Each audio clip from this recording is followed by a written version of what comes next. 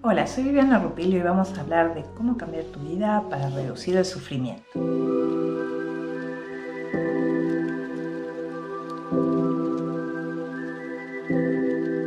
En primer lugar, vamos a hacer una diferenciación entre la palabra dolor y la palabra sufrimiento. Dolor es esa sensación no tan agradable que puedes percibir en un determinado momento cuando algo ocurre.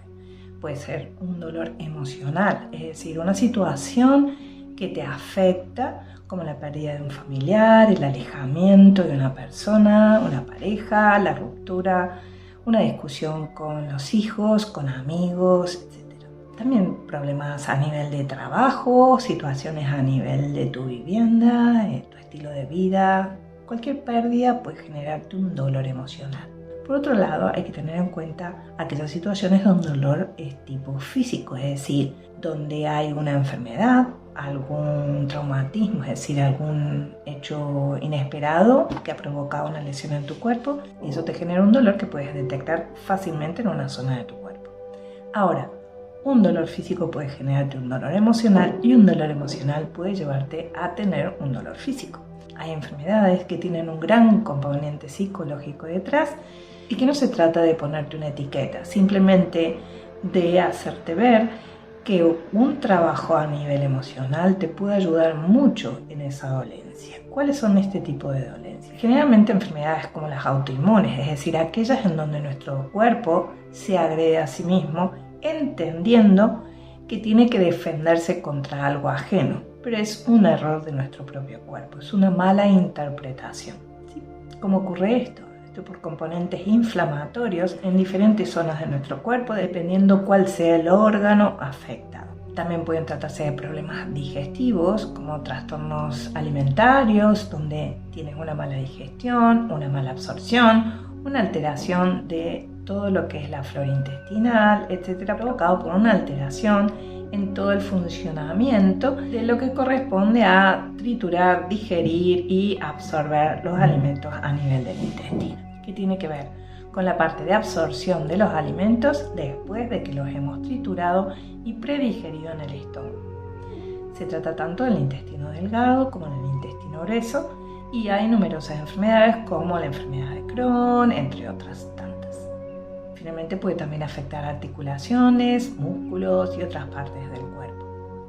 En cuanto a componente emocional, también lo podemos encontrar en ciertas migrañas, en dolores de cabeza, en problemas respiratorios como el asma y muchas dolencias más. Con esto te quiero decir que tanto el dolor físico como el emocional están íntimamente relacionados y tenemos que descubrir qué es aquello que tú puedes hacer para reducir estas molestias. Hay que hacer una diferenciación entre el dolor y el sufrimiento. El dolor ya lo describimos, vamos a hablar del sufrimiento.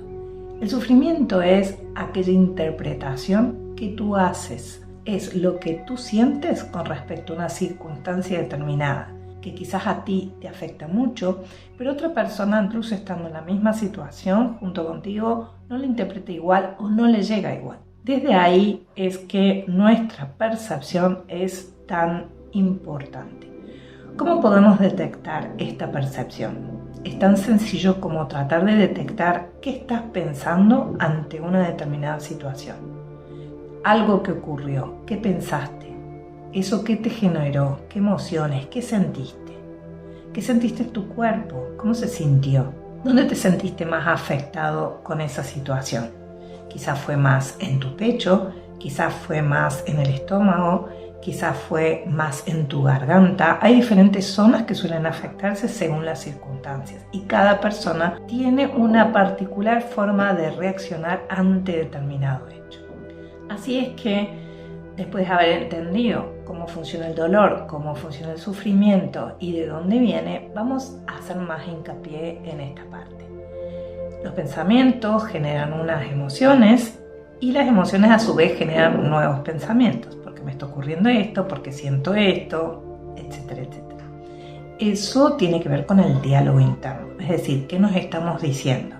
Ahí es importante tratar de tener un poco de perspectiva, tomar distancia. Quizás en el primer momento te sea difícil porque está actuando todo un mecanismo a nivel de la base del cerebro que produce un robo, es decir, estás embebido, estás envuelto en ese torbellino de emociones y ahí mismo no lo vas a poder hacer, salvo que te entrenes con la meditación. La meditación te va a permitir justamente tener esa perspectiva, colocarte en observador y poder ver cómo pasan los pensamientos y qué emociones te generan. Esto es muy recomendable. Finalmente te voy a recomendar, como siempre, hacer respiraciones profundas.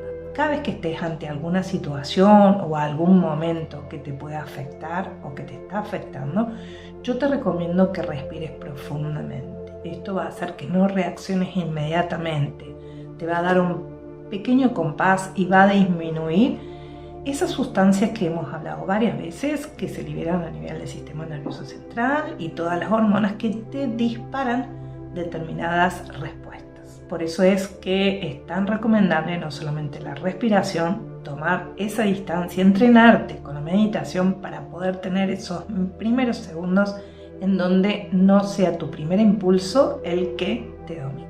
Hay otros mecanismos muy importantes. Entre ellos está poder hacer un escaneo de tu cuerpo y poder identificar dónde te afecta cada hecho, cada vez que algo es muy importante para ti o que te llega mucho.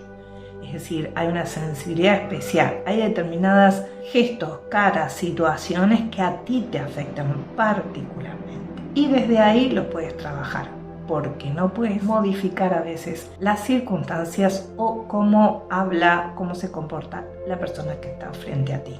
Pero sí puedes trabajar en ti. Eso lleva un tiempo, eso lleva un trabajo, eso lleva un entrenamiento. Por eso te voy a recomendar que si hay un sufrimiento en tu caso, en determinados hechos, determinadas circunstancias, algo que está ocurriendo en tu vida, que busques acompañamiento, porque lo necesitas para esto, para este entrenamiento y tener una nueva situación de vida. El último punto, muy importante. Seguramente has leído mucho de dolor, de sufrimiento, has leído de otras cosas, pero no se provoca en ti un cambio significativo. Hay un factor importante, que es el dar el paso, actuar, aunque no lo hagas de la mejor manera, aunque no sea algo que tú sientas en ese momento, en algún momento de tu vida vas a tener que hacer algo diferente para lograr salir de esa zona de confort. Seguramente lo has escuchado mucho y es aquello a lo que estás tan acostumbrado y tan habituado.